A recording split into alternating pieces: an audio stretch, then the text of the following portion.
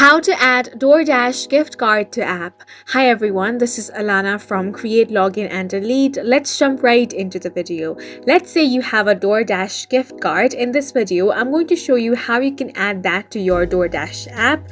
For that, you want to open the Doordash application. Then make sure you are logged into your account. Now tap on the account option at the bottom right corner of your screen. From here, you want to tap on the option of gift cards. From here, you can buy a gift card, but if you already have one, you can redeem it by entering your gift card pin. So go ahead and enter the gift card pin on this box. Once you have entered the correct pin, you want to tap on the redeem gift card option. Then the gift card amount will be added to your Doordash credits, which will be automatically applied to your next order.